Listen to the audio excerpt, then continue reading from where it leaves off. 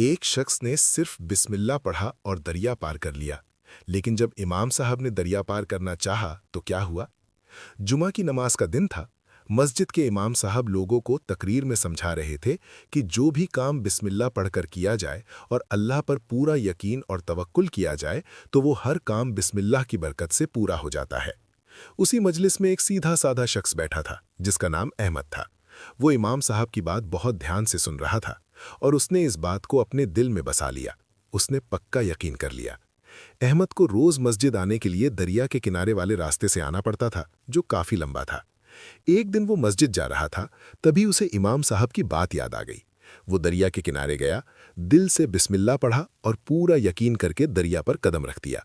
अल्लाह की रहमत से करामत हो गई। वो पानी के ऊपर चलता हुआ आराम से दरिया पार कर गया। अब उसका यकीन और भी मजबूत हो गया। वो रोज इसी तरह बिस्मिल्लाह पढ़कर दरिया पार करने लगा। धीरे धीरे ये बात पूरे गांव और शहर में फैल गई कि एक शख्स दरिया के ऊपर चलता है। दूर दूर से लोग उसे देखने आने लगे। कोई उसे वली समझता तो कोई जादूगर, लेकिन उसे देखकर हर कोई हैरान रह जाता। जब ये बात इमाम साहब तक पहुंची तो वो भी उसे देखने आए। उन्होंने अहमद से पूछा, तुम ये कैसे करते हो? अहमद ने बड़े सादे अंदाज में जवाब दिया, हजरत, उस दिन आपने ही तो कहा था कि जो काम दिल से बिस्मिल्लाह पढ़कर किया जाए वो पूरा हो जाता है।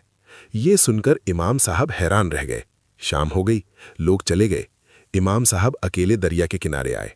उन्होंने भी सोचा कि आज इसे आजमाया जाए, लेकिन उनके दिल में पूरा यकीन नहीं था। उन्होंने डरते डरते पहला कदम बढ़ाया, फिर पीछे हटा लिया। दूसरी बार कोशिश की, फिर डर गए। तीसरी बार थोड़ा हिम्मत करके आगे बढ़े, लेकिन दिल में डर बाकी था।